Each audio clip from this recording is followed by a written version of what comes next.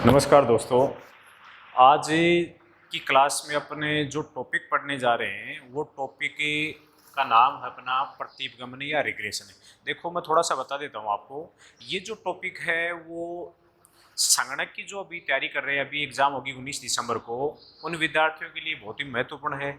इसके अलावा एएसओ की जो भर्ती आने वाली है उनके लिए भी एग्ज़ाम, ये जो टॉपिक है ये काफ़ी इंपॉर्टेंट है। इसके अलावा जो छात्र फर्स्ट ग्रेड इकोनॉमिक्स की तैयारी कर रहे हैं और इकोनॉमिक्स से नेट की तैयारी कर रहे हैं उनके लिए भी ये टॉपिक काफ़ी इंपॉर्टेंट है। देखो ये जो अपनी क्लास है उसमें 1 घंटे की जो क्लास है उसके अंदर पूरा रिग्रेशन तो अपन कवर नहीं कर सकते लेकिन कोशिश मैं इसमें ये करूँगा कि इस टॉपिक का जो निचोड़ है, इसका जो निष्कर्ष है, इसमें से जो क्वेश्चन पुटअप हो सकते हैं वो क्वेश्चन आज की क्लास में अपने पूरे हो जाएंगे। तो चलो अपने इस क्लास को अपने शुरू करते हैं, टॉपिक को शुरू करते हैं।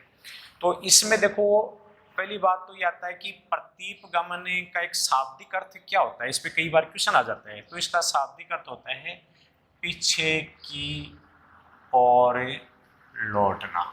एक तो आप ये याद रखना, रिग्रेशन का जो शाब्दिक अर्थ होता है वो क्या होता है, पीछे की ओर लौटना। दूसरी बात आपको ध्यान में रखनी है कि भाई रिग्रेशन में अपन क्या चीज पढ़ते हैं, क्या होता है रिग्रेशन, इसमें क्या पढ़ते हैं। तो देखो रिग्रेशन में अपन ये पढ़ते हैं, देखो अक्ष, पहली बात तो इसमें ये पढ़ते हैं अक्ष तथा वाई दो, आप चाहे श्रेणी लिख दो या आप चाहे क्या लिख दो, चर लिख दो। तो अक्ष और वाई दो श्रेणी या दो चर हैं के बीच सह संबंध की मात्रा तथा दिशा व दोनों श्रेणी बोल दो चाहे दोनों चरों, दोनों श्रेणियों की प्रकृति का अध्ययन। एक तो ये आपको याद होना चाहिए कि अपन अक्ष और वाई दोनों जो चर हैं या जो दोनों श्रेणी हैं उनके बीच के सह संबंध की मात्रा भी अपन पढ़ेंगे इसमें रिग्रेशन के अंदर है, और उसकी डायरेक्शन, उसकी दिशा को भी पढ़ते हैं, और दोनों श्रेणियों की क्या है प्रकृति, उसके नेचर को भी पढ़ते हैं। दूसरी बात जो अपन इसके अंदर पढ़ते हैं कोरिलेशन में या सॉरी रिग्रेशन के अंदर वो ये पढ़ते हैं अक्ष तथा वाई दो चरों में से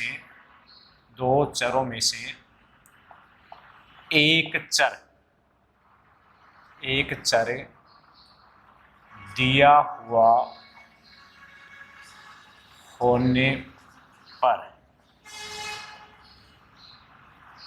उससे संबंधित दूसरे चर का औसत मूल्य ज्ञात किया जा सकता है। एक चीज आपको ये ध्यान रखना है देखो एक्स और वाई दो चर हैं या दो श्रेणियां, उनके बीच में सह संबंध की मात्रा और दिशा, एक तो इसका अपन अध्ययन करेंगे। देखो ये तो अपन कोरिलेशन के टॉपिक में भी पढ़ते हैं ये चीजें।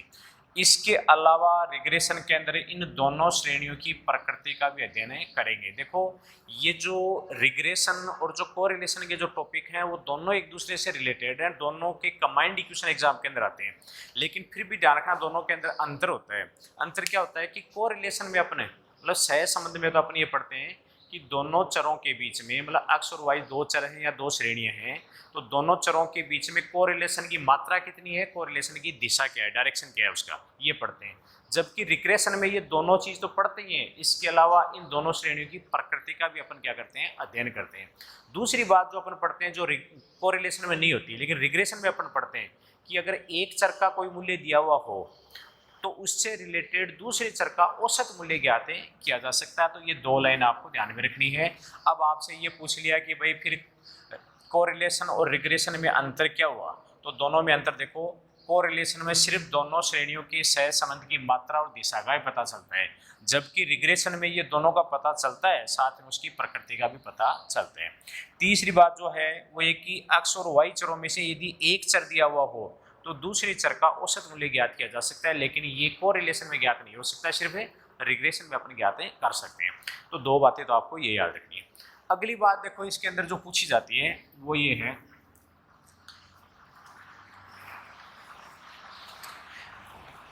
कि भाई ये जो अपना प्रतिपगमन होता है इसमें देखो दो चर हैं, एक्स और वाई दो चर हैं। तो दो चर हैं तो इनकी प्रतिपगमन रेखाएं कितनी होंगी? तो दो चरों के ऊपर देखो दो प्रतिपगमन रेखाएं होती हैं। इसमें क्या होंगी? दो प्रतिपगमन रेखाएं। तो कई बार तो क्वेश्चन ये आ जाता है कि प्रतिपगमन रेखाएं कितनी होती हैं, तो आपको थोड़ा से प्रतिपगमन रेखाएं दो होती हैं। जो दो प्रतिपगमन रेखाएं होती है वो क्या बताती है? देखो एक तो क्या बताती है, अक्ष का वाई पर प्रतिपगमन बताती है, और दूसरी जो रेखा है वो क्या बताती है, वाई का अक्ष पर प्रतिपगमन। तो अगर प्रश्न आता है कि भाई प्रतिपगमन रेखाएं कितनी होती हैं, तो प्रतिपगमन रेखाएं कितनी होती हैं? दो होती हैं। एक प्रतिपगमन रेखा को अपन क्या कहेंगे, अक्ष का वाई पर प्रतिपगमन है, और दूसरी प्रतिपगमन रेखा को क्या करेंगे, वाई का अक्ष पर प्रतिपगमन। देखो ये जो प्रतिपगमन रेखा है, इस प्रतिपगमन रेखा का समीकरण क्या होगा? तो दो रेखाएं हैं तो दोनों का समीकरण भी कितने होंगे? दो होंगे। तो दो प्रतिपगमन समीकरण देखो, ये जो रेखा है इसका प्रतिपगमन समीकरण होगा अक्ष बराबर है ए प्लस बी वाई, और इस रेखा का जो समीकरण हो जाएगा वो हो जाएगा y बराबर है ए प्लस बी अक्ष। देखो इसमें अपन क्या करते हैं, इसके अंदर क्या होता है कि आपको कोई y चर दिया हुआ होगा, और y चर दिया हुआ होने पर आपसे ये पूछ लेंगे कि इससे संबंधित अक्ष की वैल्यू क्या होगी। जैसे मैं यहाँ पर आपको बता रहा हूँ कि ये दो चर हैं, एक अक्ष है एक y है।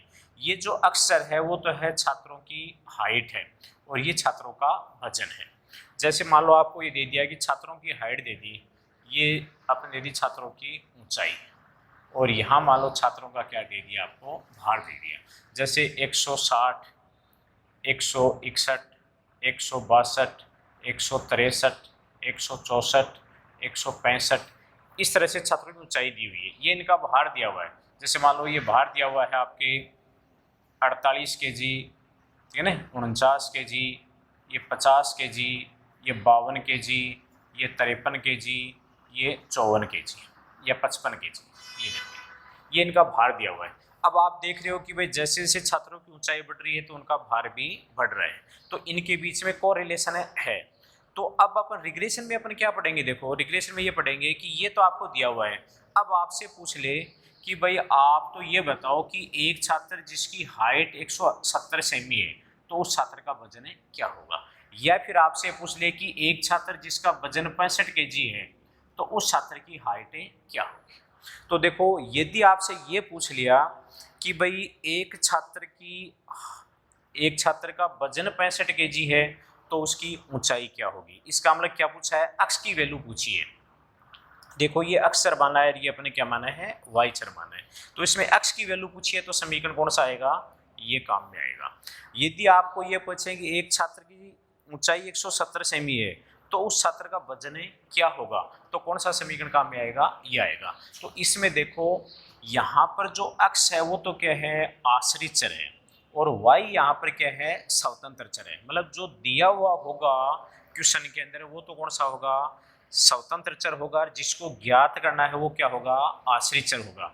जिसको अपने को ज्ञात करना है, जैसे इसमें अक्ष ज्ञात करना है तो इस समीकरण को अपन क्या कहेंगे, अक्ष का वाई पर प्रतिपगमन।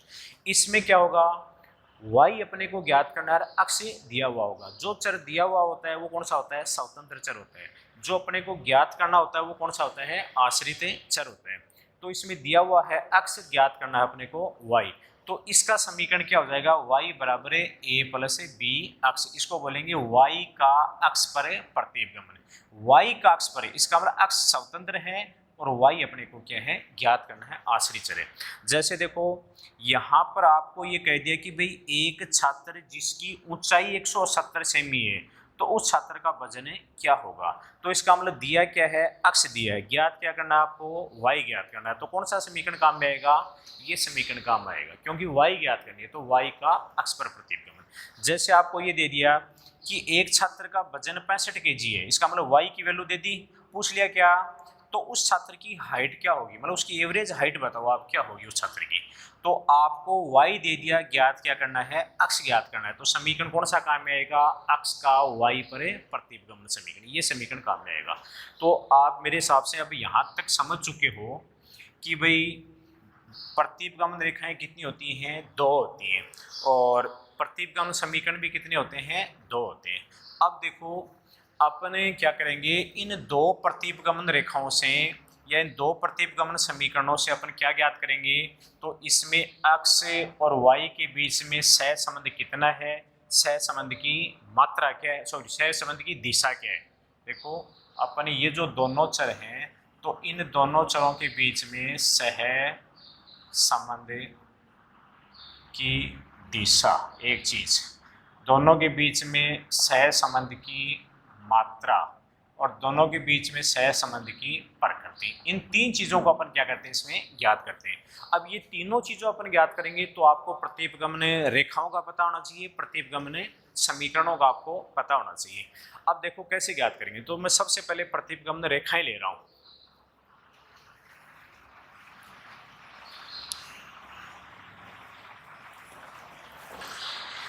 जैसे ये एक डायग्राम बना रहा हूं मैं, और इस पे प्रतिपगमन रेखा ले रहा हूं। एक चीज तो आप ये ध्यान नोट कर लेना, आप जब समीकरण इस तरह का हो, देखो अक्ष बराबर जैसे ये a प्लस बी वाई हो, ये समीकरण है। ऐसा जो समीकरण होता है वो एक सरल रेखा का समीकरण होता है, मतलब उसके अंदर जो भी रेखा होती है वो क्या होती है कि सीधी रेखा होती है, सरल रेखा होती है। जैसे ये अपने y का अक्ष पर समीकरण लिया, तो ये a प्लस बी अक्ष, ये भी क्या है कि सरल रेखा का समीकरण है। तो अब सरल रेखा का समीकरण, जैसे इस रेखा का अपन समीकरण ले रहा हूँ, तो इसका समीकरण मान लो मैंने ये ले लिया, ये कौन सा समीकरण लिया, अक्ष का y पर प्रतिपगमन समीकरण। चाहे तो आप इस समीकरण को आप ऐसे लिख सकते हो, अक्ष बराबर a प्लस बी वाई, ये ऐसे लिख दो। अब दूसरा मान लो कि मैंने समीकरण ये ले लिया, ये जो समीकरण होगा या ये जो प्रतिपगमन रेखा होगी वो अपने कौन सी ली है, y का अक्ष पर लिया है, तो y बराबर a प्लस बी अक्ष आप लिख सकते हो। मतलब ये इस रेखा का समीकरण हो गया, ये इस रेखा का समीकरण हो गया। अब दूसरी बात इसमें आपको समझनी है कि ये जो समीकरण है इसमें a क्या है और b क्या है, जैसे इसमें भी a क्या है और b क्या है। अब देखो अगर आपको मान लो a की वैल्यू दे दे, b की वैल्यू दे दे और आपको y की वैल्यू दे दे, तो आपसे ये पूछ ले कि भाई अक्ष की वैल्यू क्या होती है, आप इजी से निकाल सकते हो, क्योंकि a की वैल्यू आपने दे रखी है, b की वैल्यू दे दी, y की वैल्यू दे दी, तो आप उस वैल्यू को इस समीकरण में रखोगे तो अक्ष की वैल्यू आ जाएगी। वैसे ये जो समीकरण है उसमें यदि a और b की वैल्यू दे दे, अक्ष की वैल्यू दे दे आपको, तो आपसे कहते भाई y की वैल्यू निकालो आप, तो y की वैल्यू इजी से निकल सकती है। तो अब मैं देखो समझा रहा हूँ आपको कि ये चीज़ क्या है। अब इस समीकरण के अंदर क्या होता है, या ये जो समीकरण है इसमें जो a है और ये जो b है, ये दोनों क्या है, अचर मूल्य। तो एक तो ये ध्यान रखना, यहाँ a व b दो अचर मूल्य, अचर मूल्य, अचर मूल्य का मतलब होता है कि y में तो चेंज होगा, समझ गए नहीं, लेकिन a और b में चेंज नहीं होगा, क्योंकि यहाँ पर x और जो y है वो तो 2 चर मूल्य हैं, उसमें तो चेंज आएगा, लेकिन इनके चेंज आने से a और b में कोई चेंज नहीं आएगा, ये हमेशा क्या रहेंगे, स्थिर रहेंगे, इसलिए इनको क्या माना है, अचर मूल्य माना है। अब इसमें जो a है वो तो क्या है, a तो है अंतःखंड, क्या है, अंतःखंड, अंतःखंड बोलते हैं इसको, इंटरसेप्ट बोलते हैं, इंटरसेप्ट, इंटरसेप्ट होता है, ए अंतःखंड है। और बी क्या है, बी है प्रतिपगमन रेखा का ढाल, बी प्रतिपगमन रेखा का ढाल है। और ये जो बी है इसी को बोलते हैं प्रतिपगमन गुणांक, प्रतिपगमन गुणांक। दोबारा सुनो मैंने जो बात बताई है, इस तरह का जो समीकरण होता है वो एक सरल रेखा का समीकरण होता है, ठीक है। और सरल रेखा के समीकरण के अंदर ये जो वैल्यू होती है वो अचर होता है, ये भी अचर वैल्यू होती है, ये दोनों अचर मूल्य हैं, जिसमें a क्या है, अंतःखंड है, इंटरसेप्ट होता है, b क्या है, ये जो रेखा है, ये जो सरल रेखा है इसकी ढाल होती है। जैसे इस समीकरण में देखना आप, इस समीकरण में ये जो समीकरण रेखा है या ये प्रतिपगमन रेखा है या प्रतिपगमन समीकरण है, इस समीकरण से ये रेखा बनती है। तो ये अपने जो प्रतिपगमन रेखा खींची है तो इसमें ए क्या है, तो ए मैंने बताया ए इंटरसेप्ट है। इंटरसेप्ट का मतलब होता है कि ये जैसे मूल बिंदु है, तो मूल बिंदु से ऊपर से जो भी रेखा वाई अक्ष, ये जैसे वाई अक्ष होता है, ये आपका अक्ष होता है। क्लियर है भाई? ये जो दूरी है, इस दूरी का नाम ही क्या है, इंटरसेप्ट या ए है या अंतःखंड है। अब ये किसका अंतःखंड है, तो आप इसको ऐसे कहोगे कि ये y का अंतःखंड है। किसका अंतःखंड है, y का, क्योंकि ये जो प्रतिपगमन रेखा है ये अक्ष का y पर प्रतिपगमन रेखा है, तो इसमें जो b है वो तो इस y की क्या है, ढाल है, और a जो है वो y रेखा का क्या है, अंतःखंड है। क्लियर है भाई? ऐसे इसके अंदर ये जो a है, ये a, ये जो दूरी है, देखो ये दूरी ये इसका अंतःखंड हो गया, b है वो इस रेखा की क्या होगी, ढाल होगी। तो इसमें प्रश्न आ जाता है कि जैसे मान लो ये एक रेखा दे रखी है, ये रेखा कौन सी है, x बराबर a प्लस बी वाई। अब इसमें पूछ लें कि आपका a क्या है, अब a को आप x का अंतःखंड बताओगे या y का अंतःखंड बताओगे आप, तो इसके अंदर a क्या है, y का अंतःखंड। ये तो जैसे ये समीकरण है y बराबर a प्लस बी अक्ष, इसमें a अंतःखंड है। अब ये आ गया तो a अंतःखंड किसका अंतःखंड है, y का अंतःखंड है या अक्ष का, तो देखो ये जो अंतःखंड है वो इस अक्ष रेखा का है, क्योंकि रेखा तो अक्ष है, y तो अपने को ज्ञात करना है, तो ये क्या होगा, इसको आप ऐसे लिखना, अक्ष का अंतःखंड ये ध्यान रखना।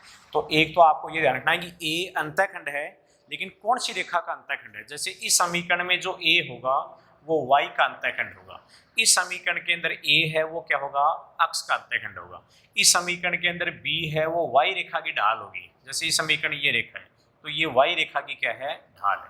इस समीकरण के अंदर जो b है वो इस अक्ष रेखा की क्या है, ढाल है। क्लियर थी बात? चलो तो आगे। तो अभी तक देखो आप ये समझ चुके हो कि दो प्रतिपगमन रेखाएं होती हैं, और दो प्रतिपगमन रेखाओं से अपन दो चरों के बीच में सहसंबंध की दिशा का पता लगाएंगे, सहसंबंध की मात्रा का पता लगाते हैं, और सहसंबंध की प्रकृति का पता लगाते हैं। और दोनों प्रतिपगमन जो समीकरण होते हैं, दो प्रतिपगमन रेखाएं, तो प्रतिपगमन समीकरण भी क्या होंगे, दो होंगे। अब दोनों प्रतिपगमन समीकरणों को मैं दोबारा लिख रहा हूँ। एक तो ये होता है x बराबर a प्लस बी वाई। अब आपको ये बताना है कि ये x का y पर प्रतिपगमन है या y का x पर। देखो इसमें जो ज्ञात करना है वो कौन सा है, x, जो दिया हुआ है वो कौन सा है, y, तो इसको क्या कहेंगे आपने, x का y पर प्रतिपगमन, इसको ये बोलेंगे। दूसरा समीकरण मैंने लिखा है y बराबर a प्लस बी अक्ष। इसमें देखो अक्ष दिया हुआ मिलेगा आपको और y ज्ञात करना है, इसका मतलब y आश्रित है, अक्ष क्या है, स्वतंत्र चर है, तो इसको क्या बोलेंगे, y का अक्ष पर प्रतिपगमन। क्लियर थी बात? अब अपन इन दोनों समीकरणों से दो रेखाएं अपन खींच सकते हैं, और दोनों रेखाओं से अपन अक्ष और y के बीच में सहसंबंध की दिशा क्या है, सहसंबंध की मात्रा क्या है, और इसका अपन पता लगा सकते हैं। तो देखो इसके ऊपर क्वेश्चन ध्यान रखना आपने, जैसे ये एक मैं प्रतिपगमन रेखा बना रहा हूँ, इसमें देखो प्रतिपगमन जो रेखा होती है उसमें a और b क्या होते हैं, अचर मूल्य होते हैं, ये मूल बिंदु होता है, और ये जैसे अपन क्या मानते हैं, इसको अक्ष मानते हैं, ये जो होता है इसको अपन क्या मान लेते हैं, y अक्ष मान लेते हैं। एक तो देखो ये रेखा बढ़ती है, ये रेखा अपने बनाती है, एक रेखा मान लो मैंने कौन सी बना दी, ये रेखा बना दी अपने, ठीक है। इसको अपन ऐसे लिख सकते हैं, ये जैसे मान लो अक्ष की y पर है, अक्ष की y पर है, देखो अक्ष का y पर आश्रित चर जो होता है वो क्या आता है, ऊपर आता है, और जो स्वतंत्र चर होता है वो नीचे आता है, तो इसको आप ऐसे लिख सकते हो अक्ष ऑन y। इसको क्या लिखोगे, y अपॉन अक्ष।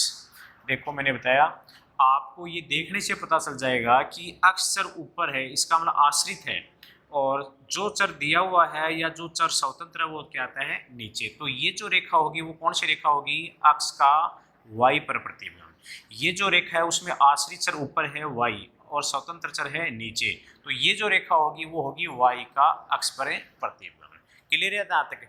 अब इसके अंदर देखो ये जो दूरी होती है, ये जो दूरी है ये क्या होता है a, ऐसे ये जो दूरी है देखो ये दो दूरी है, ये भी क्या है a है, क्योंकि दोनों में देखो इसमें भी अंतःखंड है, इस वाला जो अंतःखंड है वो तो है ये, और इसका ये जो अंतःखंड है वो है ये दूरी, ठीक है ना। तो यहाँ पर a तो क्या है अंतःखंड है। दूसरी बात है इस रेखा का जो ढाल है वो है अक्ष का y पर प्रतिगमन रेखा है, तो इसका जो ढाल है वो है ये b, मतलब ये जो b है वो इस रेखा के ढाल को बताएगी, इसके अंदर जो b है वो इस रेखा के ढाल को बताएगी। क्लियर थी बात? अब दूसरी बात देखो इसके अंदर प्रश्न आता है कि जहां पर दोनों प्रतिगमन रेखाएं एक दूसरे को काटती हैं या एक दूसरे पर जहां प्रतिच्छेद करती हैं, तो ये इस बिंदु पर एक दूसरे को प्रतिच्छेद करती हैं, और प्रतिच्छेद बिंदु से अपन नीचे की ओर लंब डालते हैं, मतलब अक्ष पर लंब डालते हैं और वायु के ऊपर अपने लंब डालते हैं। तो यहाँ पर तो ये जो बताएगा वो अक्ष के माध्य मूल्य को बताएगा, और यहाँ जो बताएगा वो किसको बताएगा, y के माध्य मूल्य को बताएगा। तो एक प्रश्न तो यहाँ पर यहाँ बनता है कि जब जहाँ पर दोनों प्रतिगमन रेखाएं एक दूसरे को से मिलती हैं या एक दूसरे को काटती हैं या प्रतिच्छेद करती हैं, तो प्रतिच्छेद बिंदु पर क्या होता है, तो प्रतिच्छेद बिंदु पर अक्ष श्रेणी का माध्य मूल्य और y श्रेणी का माध्य मूल्य होता है, मतलब दोनों उनके माध्य मूल्यों को व्यक्त करेंगे। तो यहाँ से एक क्वेश्चन तो आप ये ध्यान में रखना। दूसरी बात देखो ये जो प्रतिगमन रेखाएं हैं, इन प्रतिगमन रेखाओं की जो बीच की दूरी है वो बीच की दूरी आपको ये बताएगी कि इनके कोरिलेशन, एक तो सॉरी पहले तो मैं दिशा बताता हूँ। देखो इन दोनों अक्ष और y चरों की जो परिवर्तन की दिशा है या सहसंबंध की दिशा है, देखो सहसंबंध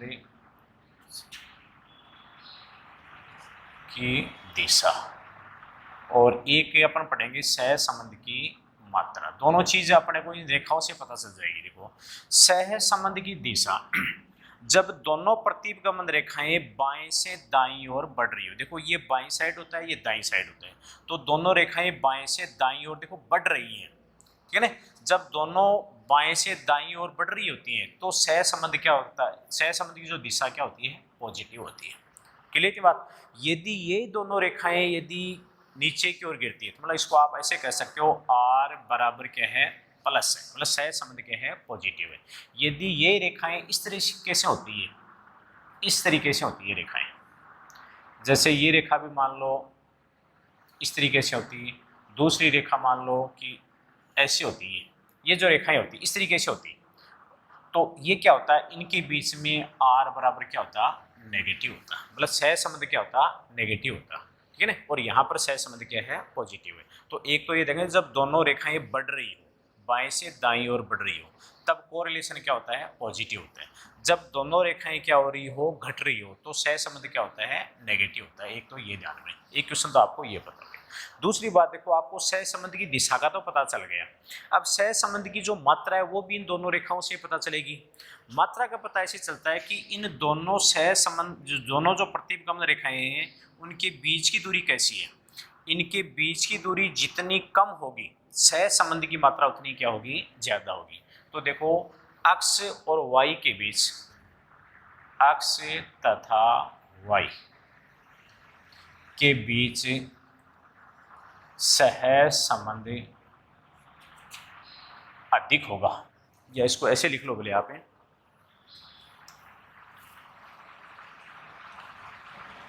प्रतिगमन रेखाओं के बीच की दूरी, बीच की दूरी से सहसंबंध की मात्रा का पता चलता है। इन दोनों रेखाओं की जो बीच की दूरी है उससे सहसंबंध की मात्रा का पता चल जाता है। मात्रा कैसे, इनके बीच की दूरी जितनी कम होगी सहसंबंध की मात्रा उतनी क्या होगी, ज्यादा होगी। तो ये ध्यान रखना, इनके बीच की दूरी जितनी कम होगी, जितनी कम होगी r उतना ही अधिक होगा। r का मतलब सहसंबंध की मात्रा या सहसंबंध गुणांक उतना ही क्या होगा, ज्यादा होगा। क्लियर की बात? और इनके बीच की दूरी जितनी ज़्यादा होगी सहसंबंध क्या होगा उतना ही कम होगा। क्लियर थी बात? देखो दोबारा सुन लो आप। मैंने आपको बताया कि दोनों प्रतिपगमन रेखाओं के बीच की दूरी से अपने को दोनों चरों के बीच में सहसंबंध की दिशा का पता चल जाता है। दोनों रेखाओं के बीच की दूरी जितनी कम होगी सहसंबंध की मात्रा उतनी ही ज़्यादा होगी, और दोनों रेखाओं के बीच की दूरी जितनी ज़्यादा होगी तो x और y दोनों चरों के बीच में सहसंबंध उतना ही कम होगा। क्लियर थी बात? दूसरी बात देखो, बीच की दूरी कम होते होते मान लो कि दोनों रेखाएं एक ही हो जाए, जब दोनों प्रतिपगमन रेखाएं एक दूसरे से मिल जाएं या एक ही रेखाएं बन जाएं, तब सहसंबंध गुणांक क्या होगा? तब सहसंबंध गुणांक क्या होगा? 1 होगा। यदि ये रेखा दोनों देखो बढ़ रही हैं, बढ़ती बढ़ती नजदीक होकर के यदि एक ही रेखा बन जाती है तो सहसंबंध गुणांक क्या होगा? +1 होगा। और ये जैसे प्रतिपगमन रेखाएं हैं, ये दोनों देखो ऊपर से नीचे गिर रही हैं, तो इसका मतलब सहसंबंध ऋणात्मक तो है। तो ये दोनों रेखाएं यदि एक ही हो जाए, इसका मतलब इनकी बीच की दूरी कम होकर के 1 हो जाए, तो सहसंबंध गुणांक क्या होगा? सहसंबंध गुणांक 1 होगा, लेकिन क्या होगा? -1 होगा। मतलब अगर ये रेखाएं दोनों एक हो जाती हैं तो पूर्ण सहसंबंध है, ये रेखाएं दोनों एक हो जाती हैं तब भी पूर्ण सहसंबंध है। ये जो पूर्ण सहसंबंध होगा वो तो क्या होगा? धनात्मक होगा। ये पूर्ण सहसंबंध होगा वो क्या होगा? ऋणात्मक होगा। तो यहाँ पर यदि प्रश्न आ जाए कि दोनों प्रतिपगमन रेखाएं यदि एक ही हो जाती है तो सहसंबंध होगा, तो आपको ये नहीं बताया आपको कि भाई वो रेखाएं बढ़ रही हैं या घट रही हैं, तो ऐसी स्थिति में सहसंबंध पूर्ण तो होगा, लेकिन वो पूर्ण नेगेटिव भी हो सकता है और पूर्ण पॉजिटिव भी हो सकता है। यदि आपको ये कहते हैं कि भाई दोनों प्रतिपगमन रेखाएं एक ही होगी और दोनों क्या है? बाएं से दाईं ओर बढ़ रही है, मतलब बाएं से दाईं बढ़ती हुई यदि एक रेखा हो जाती है तब सहसंबंध होगा वो क्या होगा? +1 होगा। और यदि गिरती हुई रेखा दोनों एक हो जाती हैं, समझ गए नहीं, तो सहसंबंध क्या होगा? नेगेटिव होगा। कहने मतलब पॉजिटिव कोरिलेशन कब होगा? जब ये प्रतिपगमन रेखाएं नजदीक होकर के दोनों एक दूसरे से ऐसे मिल जाती हैं, ये जैसे मिल गई ये रेखा, तो ऐसी यदि प्रतिपगमन रेखा आ जाती है तो उसमें सहसंबंध क्या होगा? +1 होगा। और ये यदि प्रतिपगमन रेखा इस तरह से होती, इस तरह से होती है, जैसे ये इस तरह से यदि प्रतिपगमन रेखा होती है, ये प्रतिपगमन रेखा होती है, तो ये देखो बाएं से नीचे गिर रही है लेकिन दोनों एक हो गई दोनों रेखाएं, तो ऐसी स्थिति में r बराबर क्या होगा? -1 होगा। तो आप ये ध्यान रखना कि प्रतिपगमन रेखाओं के जो बीच की दूरी है उससे सहसंबंध की मात्रा का पता चलता है। प्रतिपगमन रेखाएं किस ओर बढ़ रही हैं? दाहिनी ओर बढ़ रही हैं या दाहिनी ओर गिर रही है, इससे सहसंबंध की दिशा का पता चलता है। क्लियर है यहाँ तक? तो प्रतिपगमन रेखाओं से अपने दो चरों के बीच में सहसंबंध की दिशा और सहसंबंध की मात्रा का पता लगा सकते हैं। अब इसमें क्वेश्चन देखो क्या क्या पुटअप हो सकते हैं, वो दोबारा सुन लो आप। यदि प्रश्न आ जाए कि प्रतिपगमन रेखाएं बाएं से दाईं ओर बढ़ रही हैं तो इनके बीच में सहसंबंध क्या होगा? तो उत्तर आना चाहिए सहसंबंध पॉजिटिव होगा। यदि प्रश्न आ जाए कि दो प्रतिपगमन रेखाएं बाएं से दाईं ओर गिर रही हैं, जैसे इसमें गिर रही हैं, तो सहसंबंध क्या होगा? तो आपको पता होना चाहिए सहसंबंध क्या होगा? नेगेटिव होगा। यदि प्रश्न आ जाए कि दो प्रतिपगमन रेखाओं के बीच की दूरी कम है तो कोरिलेशन क्या होगा? कोरिलेशन क्या होगा? अधिक होगा या उच्च होगा, तो सहसंबंध क्या होगा? उच्च होगा। यदि इन प्रतिपगमन रेखाओं के बीच की दूरी क्या हो? ज्यादा हो, तो सहसंबंध क्या होगा? सहसंबंध क्या होगा? कम होगा। बीच की दूरी ज्यादा होने पर कोरिलेशन क्या होगा? कम होगा। बीच की दूरी कम होने पर कोरिलेशन क्या होगा? ऊंचा होगा। अब देखो यदि मान लो कि दोनों रेखाएं एक दूसरे से मिल जाती हैं, जैसे ये दोनों रेखाएं एक दूसरे से मिल जाएगी, ये दाहिनी ओर बढ़ रही हो, तो कोरिलेशन क्या होगा? +1 होगा। यदि दोनों रेखाएं मिल जाएं, लेकिन ये जैसे दोनों रेखाएं मिल जाएं तो ये ऊपर से नीचे की ओर गिरती हुई इस तरह की रेखा होगी, तो सहसंबंध क्या होगा? तो सहसंबंध क्या होगा? -1 होगा। अब एक चीज और देखो, यदि मान लो कि बीच की दूरी बढ़ रही है, बढ़ती बढ़ती दोनों एक दूसरे के ऊपर है 90 डिग्री पर काटती हैं, जैसे ये हो, तो इसके अंदर दोनों प्रतिपगमन रेखाएं एक दूसरे को, जैसे मान लो ये एक प्रतिपगमन रेखा ये है, एक प्रतिपगमन रेखा ये, दोनों एक दूसरे को काट रही हैं, तो कितने डिग्री पर काट रही हैं? 90 डिग्री के ऊपर काट रही हैं। तो ऐसी स्थिति में कोरिलेशन क्या होगा? 0 होगा। इसका मतलब हो गया कि यहाँ पर x और y, ये जो दोनों चर हैं x और y, ये एक दूसरे से क्या है? स्वतंत्र चर है। तो इसको क्या कहोगे? x तथा y एक दूसरे से क्या स्वतंत्र चर है।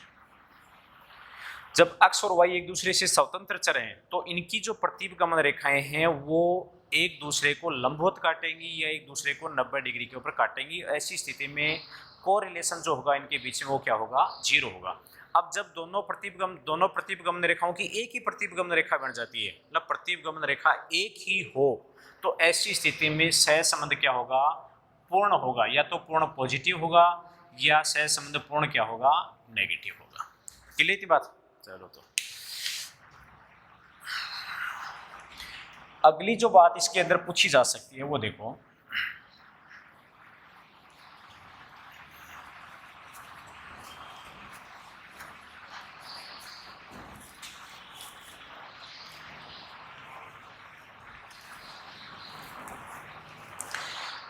अब दोनों जो प्रतिपगमन समीकरण है वो दोबारा लिख रहा हूं मैं। जैसे एक तो x का y पर प्रतिपगमन समीकरण,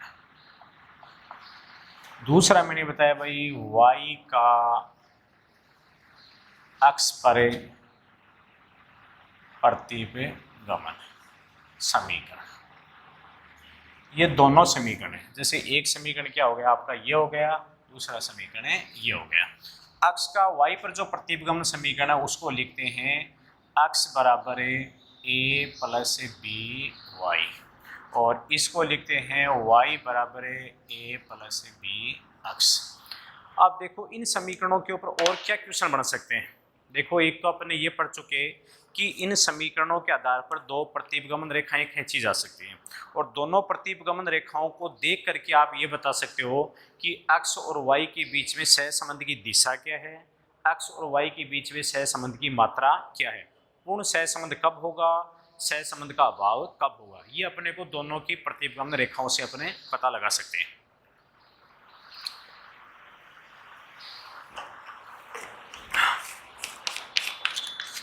अब देखो इसके अलावा इन दोनों समीकरणों से आपको ये पूछ लिया कि भाई y का मूल्य दिया हुआ हो तो x का मूल्य क्या होगा, और इसके अंदर ये पूछ लिया कि x का मूल्य दिया हुआ हो तो y का माध्य मूल्य क्या होगा। दूसरी बात है इसमें a की वैल्यू कैसे ज्ञात करेंगे और b की वैल्यू कैसे ज्ञात करेंगे। देखो इस समीकरण के अंदर आपको ऐसे दिया हुआ जा सकता है, इस तरह का कोई समीकरण दे दे और इसमें ये पूछ लें कि इसमें a की और b की वैल्यू क्या होगी। जैसे दोनों समीकरणों से आप a और b की वैल्यू निकाल सकते हो। जैसे इस समीकरण में आपको a की वैल्यू निकालनी हो तो कैसे निकालोगे, तो a की वैल्यू निकालने देखो ये माध्य मूल्य ही होते हैं, तो आप a की वैल्यू निकालोगे तो x बार, ये x बार हो गया। देखो इसकी वैल्यू निकालनी है तो ये इधर आ जाएगा, तो ये हो गया आपका by बार। ध्यान रखना आप इस तरह का कोई समीकरण दिया हुआ हो और उस समीकरण में a की वैल्यू ज्ञात करनी हो, इसका मतलब a क्या है, यहाँ पर अंतःखंड है, तो अंतःखंड की वैल्यू ज्ञात करनी हो तो आप कैसे ज्ञात करोगे, x मतलब ये माध्य मूल्य है तो ये माध्य मूल्य अपने यहाँ लिख दिया, मतलब माध्य मूल्य के रूप में लिख दिया। ये y भी यहाँ इस समीकरण में माध्य मूल्य ही होता है तो उसको अपने y ये लिख दिया, तो ये a की वैल्यू आ गई। ऐसे इस समीकरण में a की वैल्यू आप निकालोगे तो क्या हो जाएगा, y का माध्य मूल्य माइनस भाई ये a आ रहा है, ये इधर आ गया तो ये हो गया b बार, ये तो आ गई आपकी a की वैल्यू। अब दूसरी बात है इस b की वैल्यू निकालनी हो आपको तो b की वैल्यू कैसे निकालोगे। देखो इस समीकरण में जो b है वो y रेखा की ढाल होती है, और आपको पता है कि जो ढाल होती है उसी को बोलते हैं अपन प्रतिपगमन गुणांक। तो यहाँ पर जो b है वो एक प्रकार से क्या है, प्रतिपगमन गुणांक है। क्लियर है? तो आप b का मतलब है b अक्ष y, bx का y का मतलब x का y पर प्रतिपगमन गुणांक। तो यहाँ जो b है वो क्या है, b अक्ष y है, और b को ज्ञात करना या b अक्ष y को ज्ञात करना है। bx y लिखा है इसका मतलब ये b है, इसको कैसे ज्ञात करेंगे। देखो इसको ज्ञात करने के लिए होता है आपके पास सूत्र है r का मतलब x और y के बीच में जो कोरिलेशन है उस कोरिलेशन को आप गुणा करोगे किससे, x श्रेणी के परमाणु विचलन और y श्रेणी के परमाणु विचलन के अनुपात से। ये देखो ये सूत्र बहुत बार एग्जाम में पूछते हैं तो ये आपको पता होना चाहिए कि x का y पर प्रतिपगमन गुणांक मतलब bxy कैसे ज्ञात होगा, इसमें x ज्ञात करना है, y दिया हुआ है। इसका मतलब y स्वतंत्र है, x क्या है, आश्रित चर है।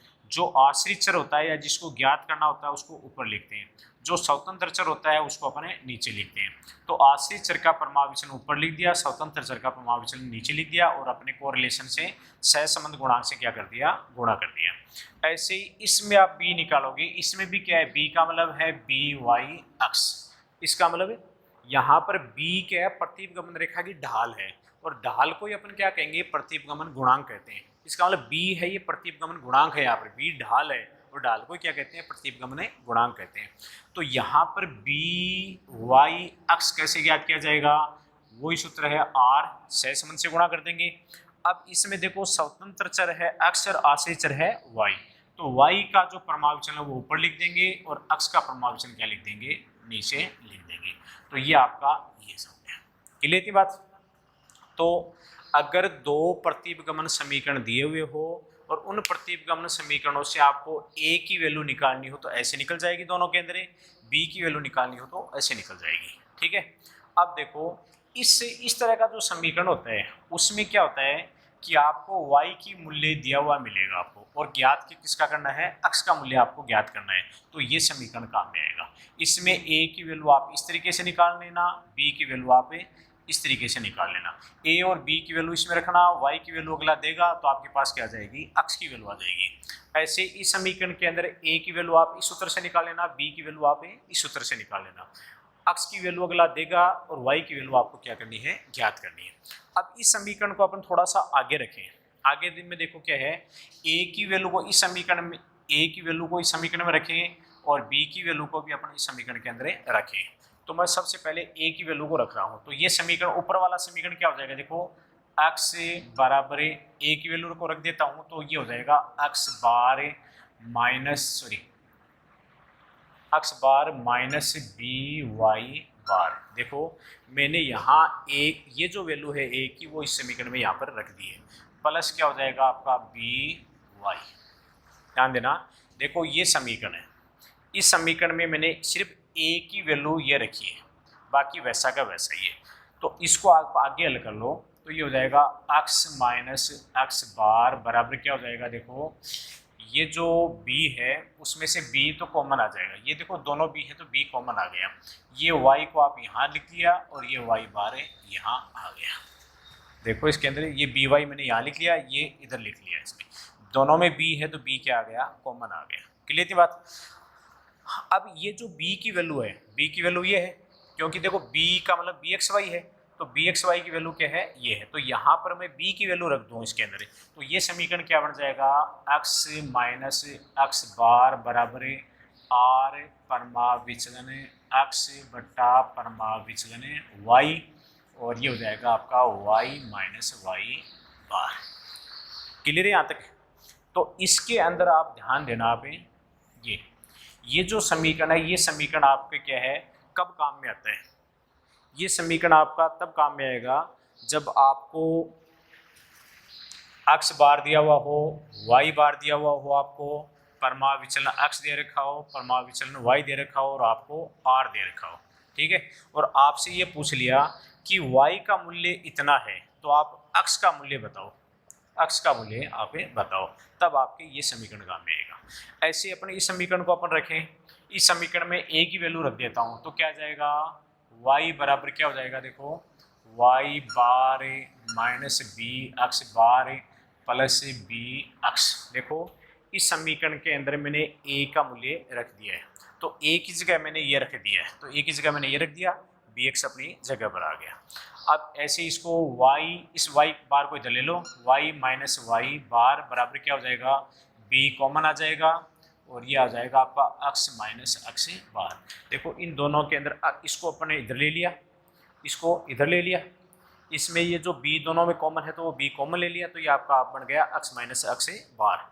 अब ये जो b है तो b की वैल्यू ये है, क्योंकि b और bx y तो एक ही हैं, तो b की वैल्यू को मैं यहाँ रख दूँ तो ये क्या समीकरण क्या हो जाएगा, y माइनस वाई बार बराबर r परमाविचलन y बट्टा परमाविचलन x और x माइनस एक्स बार। ये एक आपका समीकरण बन गया। ये समीकरण कब काम आएगा? जब आपको दोनों श्रेणियों के माध्य मूल्य दे रखे हो, दोनों श्रेणियों के प्रमाण विचलन दे रखे हो और दोनों श्रेणियों के बीच में सहसंबंध दे रखा हो और आपसे अक्ष का मूल्य दे दिया और आपसे क्या पूछ लिया? y का मूल्य आपसे पूछ लिया, तब ये समीकरण आपके काम में आएगा।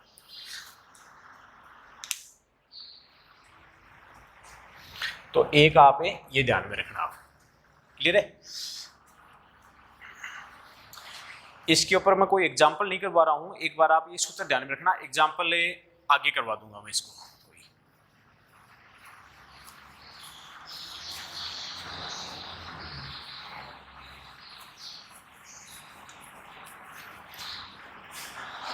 अब एक क्वेश्चन देखो, ये पूछ लिया जाता है प्रतीपगमन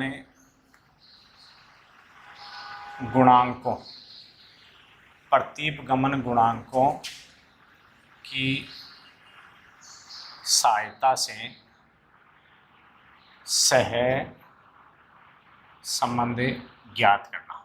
आपसे ये पूछ लिया कि आपको प्रतीपगमन गुणांक दे दें और आपसे सह संबंध पूछ लिया, तो एक ये ध्यान में रखना आपके कि इनके बीच में जो संबंध होता है तो वो होता है कि आर जो सह संबंध होता है वो दोनों प्रतीपगमन गुणांक दो होते हैं। देखो, एक तो बी एक्स वाई होता है जो अक्ष का वाई पर प्रतीपगमन को व्यक्त करता है, दूसरा गुणांक अभी अपने पढ़ा कौन सा? बी वाई अक्ष जो वाई का अक्ष पर प्रतीपगमन को व्यक्त करता है। तो सह संबंध जो होता है वो इन दोनों प्रतीपगमन गुणांकों का क्या होता है? गुणोत्तर माध्य होता है। तो इन दोनों प्रतीपगमन गुणांकों का अगर अपन गुणोत्तर माध्य निकाल लेते हैं, गुणोत्तर माध्य कैसे निकलेगा? बी अक्ष वाई को गुणा कर दो आप बी वाई अक्ष से और उनका क्या निकाल लो? आप रूट निकाल लो। तो ये इन दोनों का क्या आ गया? गुणोत्तर माध्य आ गया। और इनका जो गुणोत्तर माध्य है वो क्या होता है? कोरिलेशन होता है। अब ऐसा जो क्वेश्चन होता है उसमें आपको क्या होता है, या तो आपको ये दोनों प्रतीपगमन गुणांक दे देंगे और आपसे पूछ लेंगे भाई एक्स और वाई के बीच में सहसंबंध गुणांक निकालो, तो आप इस तरीके से निकालिए। या फिर क्या दे देंगे, इसमें से आपको आर दे देंगे या कोई भी एक क्या दे देंगे? प्रतीपगमन गुणांक दे देंगे और दूसरा प्रतीपगमन गुणांक पूछ लेंगे। तो ऐसी स्थिति के अंदर आपको क्या करना पड़ेगा? इस रूट को हटाना पड़ेगा। तो रूट को आप हटाओगे तो आर का क्या कर दोगे? स्क्वायर कर दोगे। तो ये क्या हो जाएगा? बी एक्स वाई गुणा बी वाई एक्स। क्लियर है? अब जैसे मान लो ये तो आपको दिया हुआ है, ये पूछ लिया आपसे बी वाई एक्स मतलब y का अक्ष पर प्रतीपगमन गुणांक पूछ लिया, तो सूत्र क्या हो जाएगा? आर स्क्वायर जो भी आपको दिया हुआ मिलेगा उसमें आप भाग लगा देना, किसका? बी एक्स वाई का आप भाग लगा देना। ठीक है ना? तो ये तीनों सूत्र आपको ध्यान में रखना है, ये कहीं भी आपके काम में आ सकते हैं। तो एक इस तरह से क्वेश्चन इसके अंदर पूछा जाता है। एक क्वेश्चन देखो इस तरह का भी आता है जो ज़्यादा इम्पोर्टेंट है। उसमें क्या होता है कि दोनों प्रतीपगमन एक चीज़ मैं यहाँ पर और बताता हूँ आपको। देखो, जैसे अभी आपने r बराबर बी एक्स वाई गुणा बी वाई एक्स ये बढ़ाना है। इसमें देखो दो तीन क्वेश्चन आते हैं। एक तो ये दोनों जो प्रतीपगमन गुणांक होंगे, ठीक है ना, अगर ये दोनों प्रतीपगमन गुणांक पॉजिटिव हैं तो आर भी क्या होगा? पॉजिटिव होगा। यदि ये दोनों प्रतीपगमन गुणांक क्या है? नेगेटिव हैं, तो आर भी क्या होगा? नेगेटिव होगा। यहाँ पर आर क्या होगा? पॉजिटिव होगा। यदि यही गुणांक इस तरह से हो माइनस से बी एक्स वाई गुणा माइनस बी वाई एक्स, ठीक है ना, तो आर क्या आएगा? ये ध्यान रखना। तो इसमें गलती मत कर देना, अगर ये दोनों माइनस के हैं तो आर भी क्या आएगा? आर भी नेगेटिव आएगा, ये ध्यान रख लेना, पॉजिटिव नहीं आएगा। तो दोनों प्रतीपगमन गुणांकों का निशान जैसा है आर का निशान भी क्या होगा? वैसा ही होगा। तो यहाँ पर ये गलती, ये प्रश्न बहुत बार आता है, इसमें गलती मत कर देना कि दोनों प्रतीपगमन गुणांक यदि नेगेटिव हैं तो आर भी क्या आएगा? नेगेटिव ही आएगा।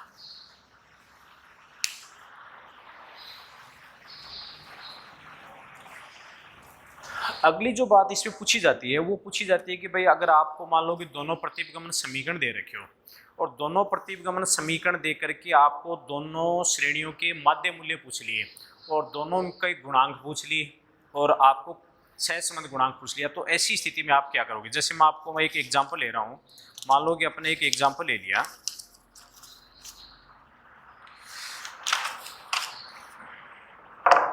जैसे दो प्रतीपगमन रेखाएं हैं। क्वेश्चन देखो, मैं एक क्वेश्चन ले रहा हूँ कि दो प्रतीपगमन रेखाएं हैं, उसमें से एक प्रतीपगमन रेखा तो क्या है? 3x 3x माइनस 4y और प्लस 8 बराबर 0।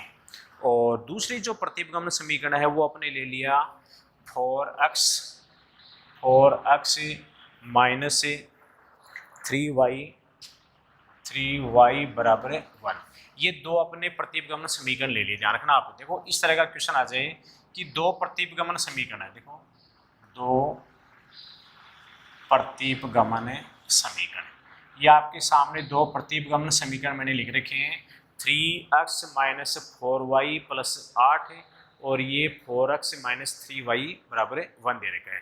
अब इसका इस तरह का समीकरण दे करके आपसे ये पूछ सकता है कि इसमें आप x बार ज्ञात करो और आप y बार ज्ञात करो। इसके अलावा आपको क्या ज्ञात करना है, आपको दोनों के बीच में सहसंबंध गुणांक भी ज्ञात करना है। क्वेश्चन में देखो इस तरह के दो समीकरण दे देगा और इस तरह के दो समीकरण दे करके आपसे क्या पूछ लेगा कि आप x और y के मूल्य ज्ञात करो, मतलब x और y के दोनों के माध्य मूल्य ज्ञात करो और आप सहसंबंध गुणांक ज्ञात करो। तो ऐसी स्थिति के अंदर आपको क्या करना है, तो देखो मैंने आपको बताया था कि जैसे ये समीकरण आपने लिखा था x बराबर है a प्लस बी वाई, दूसरा समीकरण आपने लिखा था y बराबर है a प्लस बी एक्स। इसमें x और जो ये y है, ये x और y एक क्या है, माध्य मूल्य ही है। तो आप इनका x और y का जो मूल्य निकालोगे वो इन दोनों का क्या होगा, माध्य मूल्य होगा। तो आप देखिए इसका माध्य मूल्य निकालते हो तो आप दोनों समीकरणों को ऐसे रखना, जैसे 3x माइनस 4y, इस 8 को इधर ले जाना तो ये हो गया माइनस का 8। वो जो समीकरण आपका वो है 4x माइनस 3y बराबर 1। इसमें आप जो x और y की जो मूल्य निकालोगे तो x का मूल्य निकालोगे वो x बार को बताएगा, y का मूल्य निकालोगे वो y बार को बताएगा। क्योंकि अभी थोड़ी देर पहले अपने किया था कि ये x और जो y है वो दोनों माध्य मूल्य है। क्योंकि इसमें अपने a को ज्ञात किया तो अपने ये तो लिखा था x बार माइनस बी वाई बार, तो इसका मतलब ये माध्य मूल्य है दोनों। ऐसे इसमें अपने a निकाला था तो ऐसे तो लिखा था y बार माइनस बी एक्स बार। तो इसका मतलब इस समीकरण के अंदर x और y के जो मूल्य हैं वो माध्य मूल्य ही होते हैं। तो आप इसमें x और y के मूल्य निकाल लेना तो वही क्या होंगे, x बार और y बार होंगे। तो इसमें कैसे निकालोगे, देखो इन दोनों में से आप किसी एक को बराबर करो। जैसे मैं ऊपर वाले को 4 से गुणा कर दूं, ऊपर वाले समीकरण को, नीचे वाले को 3 से गुणा कर दूं, तो ये समीकरण क्या हो जाएगा। देखो ऊपर वाला तो आपका समीकरण क्या बन जाएगा, 12x माइनस 16y बराबर माइनस का 24। और ये समीकरण क्या बन जाएगा, ये समीकरण बन जाएगा आपका 12x माइनस 9y बराबर 3।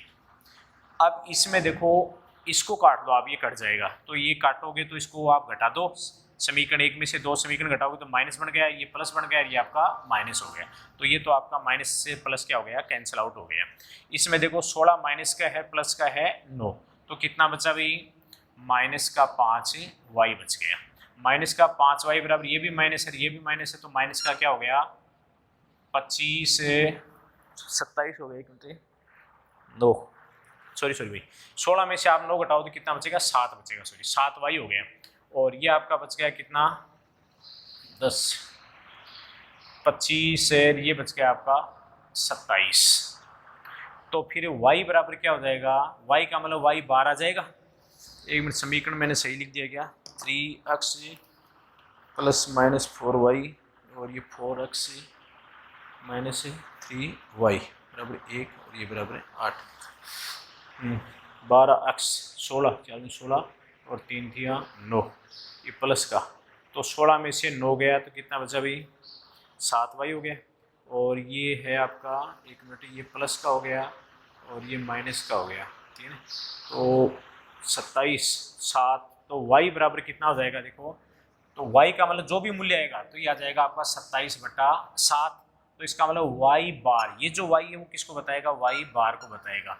अब इसमें आप 27 में आप 7 का भाग लगाओ, तो 27 में 7 का भाग लगाओगे, देखो 7 21 7 चौके 28, तो 3.27 में आप भाग लगाओ, देखो 27 में 7 का भाग लगाओगे तो आ जाएगा आपका 7 21 और बच्चा कितना 6 और ये हो गया 60 और 8 7 56, ये आपका लगभग 3 पॉइंट क्या आ जाएगा 8 आ जाएगा। ये तो आ गया y का माध्य मूल्य।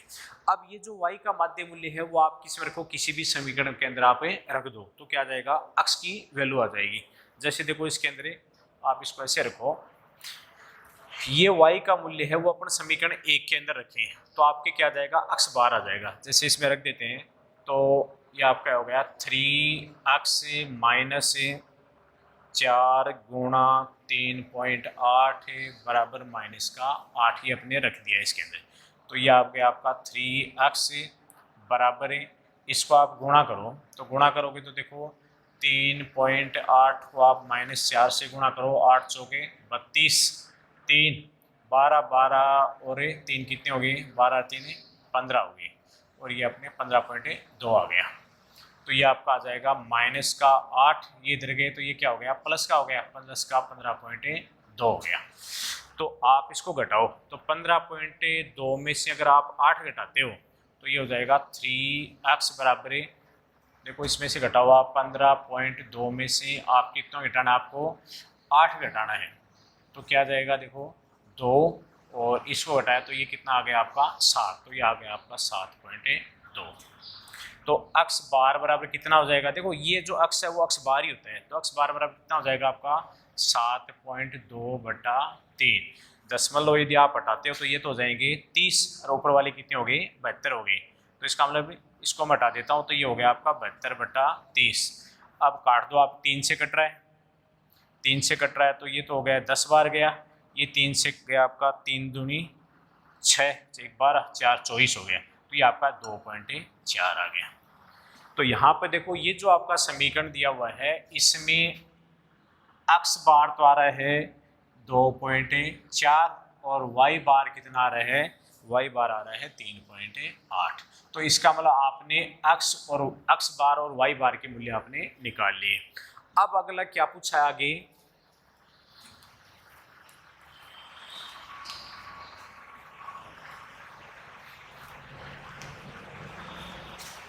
देखो इस तरह का समीकरण देख करके आपसे 3 चीजें पूछी थी उसने।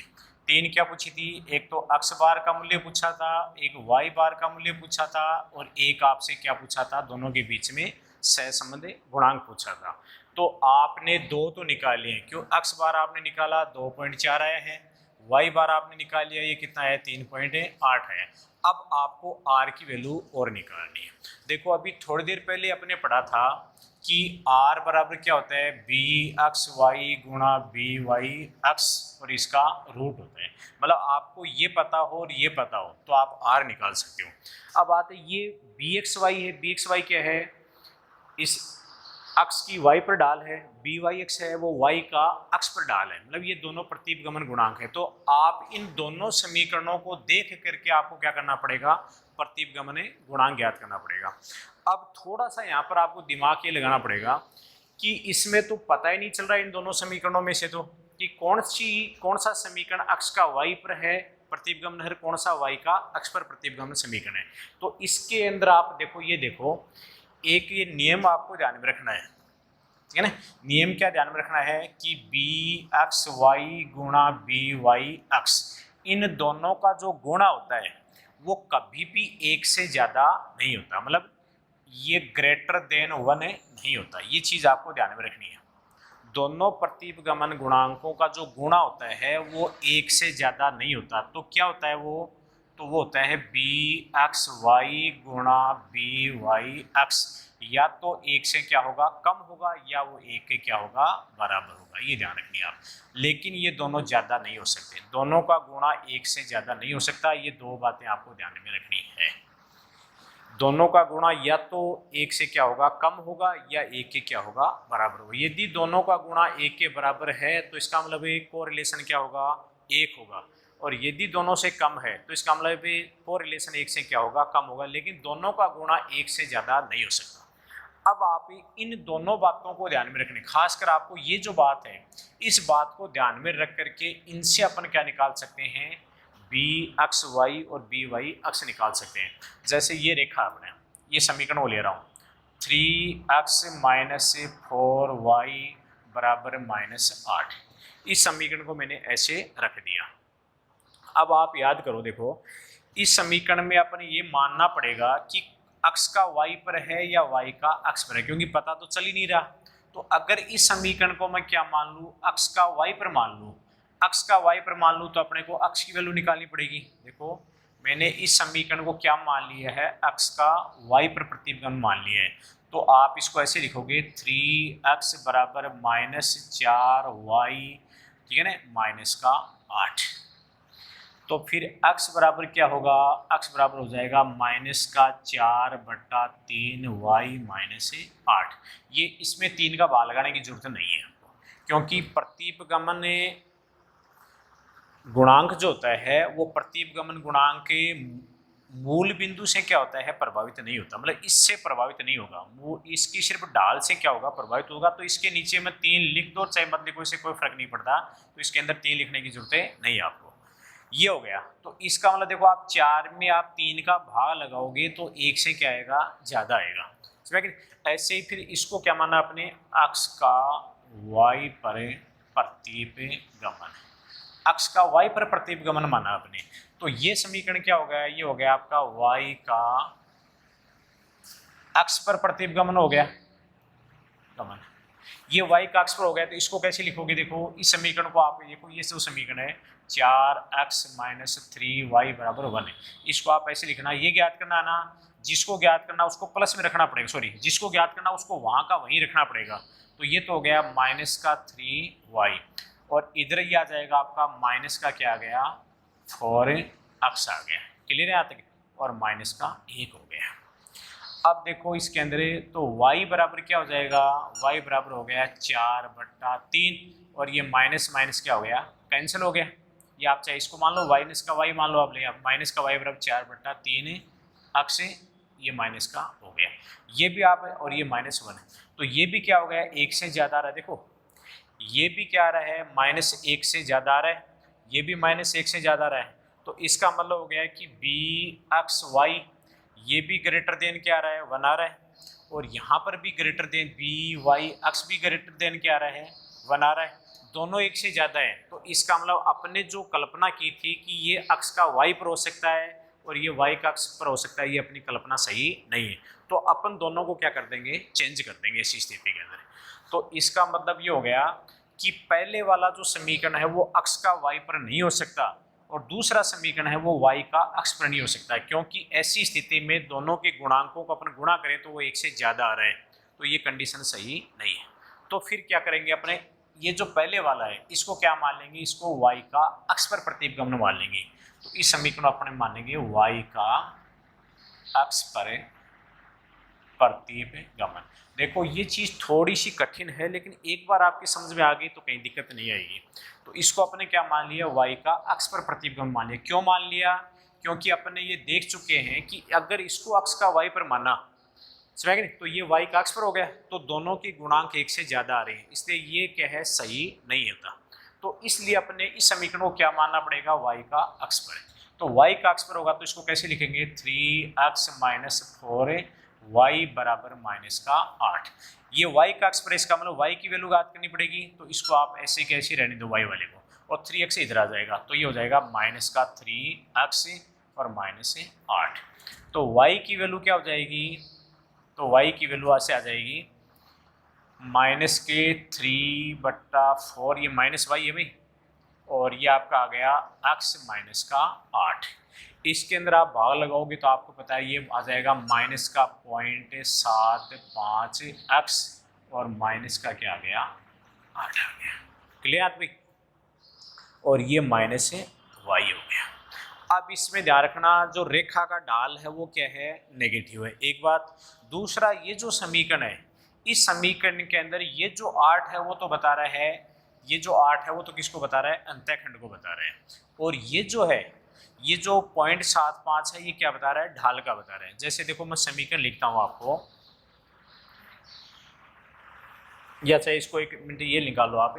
अगर आप इसमें by अक्ष निकालोगे तो by अक्ष क्या आ जाएगा, ये आ जाएगा आपका 0.75। ये ध्यान रखना, ये bxy यहाँ पे क्या है, 0.75 है। जैसे ही देखो y का अक्ष पर समीकरण होता है y बराबर a प्लस बी अक्स। अब इसमें आप गौर करना, ये जो a है ये अंतःखंड है, ये तो हो गया 8, और ये जो अक्स के साथ में ये जो b है ये ढाल है या गुणांक है, तो अक्स के साथ में तो क्या है 0.75 है, तो 0.75 क्या है यहाँ पर ढाल है, और ढाल क्या है भाई माइनस का 0.75 है, ये इसका क्या हो गया ढाल हो गया। क्लियर थी बात, ये बी वाई अक्स हो गया। अब दूसरा जो समीकरण है ठीक है ना, दूसरे समीकरण में आप देखो ये हो गया आपका 4x माइनस 3y बराबर माइनस का 1 हो गया। तो इस समीकरण में आपको निकालना पड़ेगा y अक्स का y पर प्रतिगमन, तो ये आपका x बराबर है, ये आ गया आपका 3y और प्लस 1। क्लियर थी बात। तो x बराबर क्या हो गया, x बराबर हो जाएगा 3/4y प्लस 1। इसका मतलब बी एक्स वाई क्या होगा, बी एक्स वाई हो जाएगा आपका 0.75 हो जाएगा, 0.75 वाई। एक चीज़ यहाँ पे देखना भाई, इधर भी माइनस है इधर भी माइनस है, देखो ये भी माइनस है ये भी माइनस है, तो माइनस माइनस क्या हो गया कैंसिल आउट हो जाएंगे, तो यहाँ पर बी वाई एक्स हो जाएगा आपका 0.75, और इधर जो आ रहा है बी वाई एक्स आ रहा है, ये भी कितना आ रहा है 0.75 आ रहा है। इसका मतलब आपको दोनों गुणांक पता हो गया। एक मिनट, ये बी एक्स वाई है, बी एक्स एक्स गुणांक भी आपको पता चल गया, और बी वाई एक्स गुणांक पता चल गया, और बी एक्स वाई गुणांक पता चल गया। तो इसका मतलब आप इन दोनों का कोरिलेशन ज्ञात कर सकते हो। तो कोरिलेशन कैसे ज्ञात करोगे, तो आपको पता है भाई आर बराबर क्या होता है, बी एक्स वाई गुणा बी वाई एक्स का रूट निकाल लेना आप दोनों का। बी एक्स वाई है 0.75 गुणा बी वाई एक्स कितना है 0.75, और दोनों का आप रूट निकालना आर। तो देखो दोनों ये है, तो इसका मतलब आर बराबर इनका रूट निकालोगे तो क्या आ जाएगा 0.75 आ जाएगा। तो ये जो आपको समीकरण दिया गया था, इस तरह से दो समीकरण एग्जाम में आपको दिए जा सकते हैं, और दोनों समीकरणों को देख करके आपको क्या करना है, आपको ये पूछ लिया कि भाई x का माध्य मूल्य क्या होगा, y का माध्य मूल्य क्या होगा, और दोनों के गुणांक क्या होंगे, या दोनों के बीच में जो सहसंबंध गुणांक है वो क्या आएगा। इस प्रश्न को आप दोबारा समझ लो, क्योंकि हो सकता है आपकी दिक्कतें आ रही होगी इसके अंदर।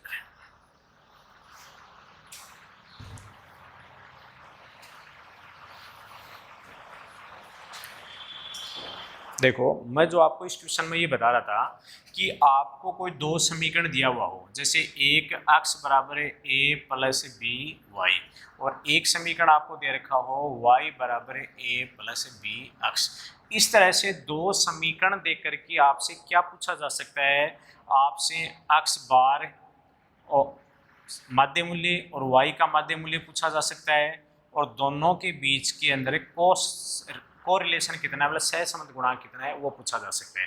अब यही तो दोनों समीकरण हैं, जैसे एक समीकरण ये दे रखा है 3x माइनस 4 प्लस 8 बराबर 0, और एक समीकरण दे रखा है 4x माइनस 3y बराबर 1 दे रखा है। तो लेकिन इन दोनों समीकरणों से आपको ये पता नहीं चलता कि कौन सा x का y पर है, कौन सा y का x पर है। यदि अगला ये दे देता कि ये x का y पर है तो कोई दिक्कत नहीं होती, समझ गया तक। लेकिन इस तरह के समीकरण में आपको कहीं भी ये दिया हुआ नहीं मिलेगा कि कौन सा समीकरण x का y पर है और y का x पर है। ये आपको ही पता लगाना पड़ेगा कि कौन से समीकरण को अपने x का y पर माने, कौन से समीकरण को अपने x का y का x पर माने। तो इसके लिए ध्यान रखना आपको कि बी एक्स वाई गुणा बी वाई एक्स, क्लियर है यहाँ तक भाई। इन दोनों का जो गुणा है वो गुणा क्या है, कभी भी एक से ज्यादा नहीं होता है। ये चीज आपको दिमाग में रखनी पड़ेगी, समझ गए नहीं। तो इस बात को दिमाग में रख करके आप ये पता लगा सकते हो कि कौन सा समीकरण x का y पर होगा। क्लियर यहाँ तक। देखो इन दोनों का माध्य मूल्य में तो आपको कहीं कोई दिक्कत नहीं आएगा। दोबारा सुन लो, मैं दोबारा हूं कि आपको ये दे दे कि दो प्रतिपगमन समीकरण, दो प्रतिपगमन समीकरण निम्न है।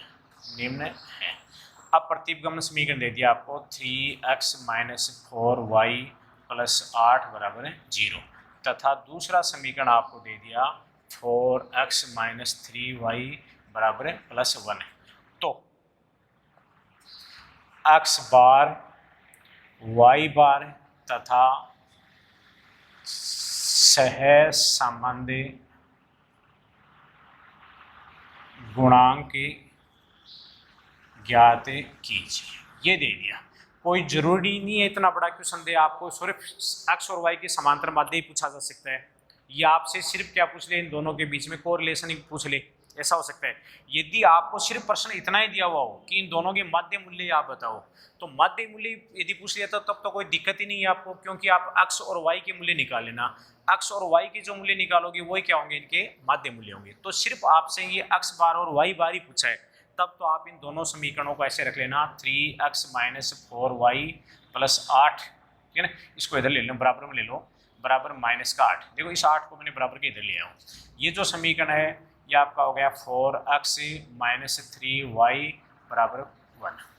इन दोनों समीकरणों से आप x की और y के मूल्य निकाल लेना। कैसे निकालोगे, इनमें से किसी को भी बराबर करके आप काट लेना। जैसे मैंने ऊपर वाले को क्या कर दिया, 4 से गुणा कर दिया, नीचे वाले को 3 से गुणा करके अपन दोनों समीकरणों को अपन काट के क्या निकालेंगे, x का मूल्य निकालेंगे।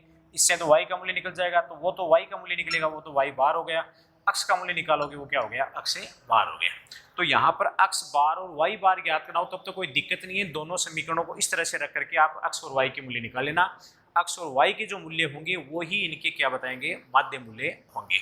यहाँ तक तो मेरे हिसाब से किसी को कोई दिक्कत नहीं आनी चाहिए। दिक्कत कब आती है, जब आपको सहसंबंध गुणांक ज्ञात करना हो। तो सहसंबंध गुणांक ज्ञात करने के लिए आपको क्या निकालना पड़ेगा, एक तो बी एक्स वाई ज्ञात करना पड़ेगा, और दूसरा क्या ज्ञात करना पड़ेगा, बी वाई एक्स, मतलब दोनों गुणांक ज्ञात करने पड़ेंगे। दोनों गुणांक आप पता होगे तो आपको पता है आर बराबर बी एक्स वाई गुणा बी वाई एक्स, मतलब दोनों गुणांकों का गुणा करके उनका रूट निकालेंगे या गुणोत्तर माध्य निकालेंगे तो वही क्या होगा, आर होगा। अब बात है कि तो ये फिर गुणांक निकलेंगे कैसे, ये गुणांक इन दोनों समीकरणों से ही निकलेंगे। इन समीकरणों से निकालने के लिए आपको ये पता होना चाहिए कि कौन सा समीकरण x का y पर है और कौन सा y का x पर है। अब इन दोनों समीकरणों से अपने को ये पता नहीं चल रहा कि कौन सा समीकरण x का y पर है और y का x पर है, तो आपको क्या करना पड़ेगा, किसी एक को आप x का y पर मान लो। जैसे अपन इसको x का y पर मान लें तो आपको पता है कि ये y वाला इधर जाएगा, तो 4 में 3 का भाग लगेगा तो 1 से ज़्यादा आ रहा है। इसमें भी ये y का x पर माने तो y वाला इधर आएगा 4, इसका मतलब इसमें भी अपन y का निकालें बी वाई एक्स निकालेंगे तो वो भी 1 से ज़्यादा आएगा। अब दोनों ही 1 से ज़्यादा आ रही हैं तो इसका मतलब ये दोनों, ये x का y पर नहीं हो सकता और वो y का x पर नहीं हो सकता, क्योंकि दोनों गुणांकों का गुणा 1 से ज़्यादा नहीं होना चाहिए। तो फिर आपको क्या करना है, तो फिर आपको ये माना कि ये अगर y का x पर होता तो क्या होता, ये y का x पर होता तो इसका मतलब -4y बराबर, इसको कैसे लिख देते हैं 3x और +8। इस समीकरण को आप ऐसे लिख लें, क्योंकि यहाँ पर आपने क्या माना है, y का x पर है, तो y का x पर को आप ऐसे लिख दोगे। अब इसके अंदर आप जो y की वैल्यू निकालोगे, मतलब इसका आप ढाल निकालोगे, तो ढाल कैसे निकलेगा, y बराबर क्या हो जाएगा, ये जो माइनस का है, ठीक है ना, तो ये आपका हो जाएगा माइनस का 3/4, इसमें 4 का भाग लग जाएगा और ये अक्ष, इसमें भाग लगाने की जरूरत नहीं है आपको, 8 के अंदर भाग लगाने की जरूरत नहीं है, क्योंकि ये अंतःखंड है और प्रतीपगमन गुणांक के ये जो अंतःखंड है इससे प्रभावित नहीं होता। मतलब ये a की वैल्यू है, a की वैल्यू से प्रतीपगमन गुणांक प्रभावित नहीं होता, प्रतीपगमन गुणांक सिर्फ b की वैल्यू से प्रभावित होता है, a की वैल्यू से प्रभावित नहीं होता, ध्यान रख लेना आप। ये हो गया अपना। अब इसका अब देखो ये माइनस और ये माइनस कट जाएंगे, तो ये जो इसके जो ये अक्षरेखा का ये जो ढाल है, ये अक्षरेखा का ढाल है, ये तो गुणांक होता है, ये जो ढाल आ रहा है देखो ध्यान रखना, ये ढाल, तो ये ढाल क्या बताएगा आपको, ये बताएगा बी वाई अक्ष। मतलब जैसे अपना समीकरण लिखते हैं ना, y का अक्ष पर ऐसे तो लिखते हैं y बराबर a प्लस बी अक्ष, ये तो समीकरण हो गया ये। अब इसके साथ में ये जो b है, ये b क्या बता रहा है, बी वाई अक्ष बता रहा है। ये बी वाई अक्ष कितना आ जाएगा आपका, माइनस का पॉइंट, सॉरी माइनस माइनस तो कैंसिल आउट हो गए ना, तो आइए आ जाएगा 0.75। क्लियर है। ऐसे ये जो समीकरण है, इस समीकरण का क्या हो गया, ये अक्ष का y पर हो गया, तो इसको आप ऐसे लिखना 4x, जिसको ज्ञात करना हो तो उसको यहाँ लिख देते हैं, दूसरे वाले को बराबर के इधर ले जाते हैं, तो ये हो जाएगा आपका 3y, क्योंकि ये माइनस वाला है तो इधर आया तो प्लस में हो गया, ठीक है ना, और इससे प्लस 1 आ गया। तो x बराबर क्या हो जाएगा, ये हो जाएगा 3/4y प्लस 1। अब देखो ये y के साथ में ये क्या है, क्योंकि अपना जो समीकरण है देखो x बराबर होता है a प्लस बी वाई, ये तो समीकरण है, ये का ये समीकरण बन गया। तो इसको आप ऐसे भी तो लिख सकते हो x बराबर 0.75y प्लस 1। देखो इस समीकरण में ये जो a है ये तो हो गया आपका 1, और y के साथ में ये जो b है, ये y के साथ में ये है, इसका मतलब ये b क्या हो गया, ढाल हो गया। ये b तो क्या है, b बराबर तो होता है bxy, तो इसका मतलब ये जो है ये क्या है, bxy है, तो ये हो गया bxy बराबर क्या हो गया 0.75 हो गया। अब आपके पास देखो byx की वैल्यू आ गई, आपके पास bxy की वैल्यू आ गई, दोनों गुणांक आपके पास आ गए, दोनों गुणांक आपके पास आ गए, तो आप कोरिलेशन ज्ञात कर सकते हो। तो फिर कोरिलेशन कैसे ज्ञात करोगे, r बराबर bxy गुणा byx, और इसका क्या निकाल लेना, आप रूट निकाल लेना। तो दोनों गुणांक आपको दे रखे हैं 0.75 गुणा 0.75, दोनों का रूट निकालो आप, तो आपको पता है इनका रूट क्या निकलेगा, r बराबर 0.75 इनका रूट निकल जाएगा। तो इस तरीके से आप यदि दोनों समीकरण दिए हुए हो और उसके अंदर आपको माध्य मूल्य ज्ञात करना हो तो कैसे ज्ञात करोगे, और दोनों समीकरणों से आपको सहसंबंध गुणांक ज्ञात करना हो तो कैसे ज्ञात करोगे। देखो आज की क्लास का टाइम में काफ़ी हो गया है, हालांकि मैंने कोशिश की है आपको कि बहुत कुछ इसके अंदर बताया जाए, लेकिन अभी टाइम की शॉर्टेज की वजह से ये पूरा टॉपिक मैं आपको नहीं पढ़ा पा रहा हूँ। आगे जो भी अपनी नेक्स्ट क्लास आएगी उसके अंदर मैं आपको ज़रूर इसमें और कुछ बातें आपको मैं बता दूंगा। तो आप इससे अपना जो यूट्यूब चैनल है उसका थोड़ा आप सब्सक्राइब कर देना, जिससे आगे वाला वीडियो आपको तुरंत मिल जाए। और आपको ज़्यादा डिटेल यदि आपको पढ़नी है कोरिलेशन के अंदर है, रिग्रेशन के अंदर है, तो अपना डेवलप क्लासेज का जो एप्लीकेशन है वो आप डाउनलोड कर लेना। उसमें आपको फर्स्ट ग्रेड इकोनॉमिक्स के सारा सिलेबस आपको मिल जाएगा, और उसके अंदर आपको संगणक का पूरा सिलेबस मिल जाएगा, आपको एसओ का पूरा सिलेबस मिल जाएगा। तो उसके लिए आप यदि आप फर्स्ट ग्रेड इकोनॉमिक्स की आप तैयारी कर रहे हो या संगणक की आप तैयारी कर रहे हो, तो अपना जो डेवलप क्लासेज जो एप्लीकेशन है उसको आप डाउनलोड कर लेना। क्लियर है, चलो ठीक।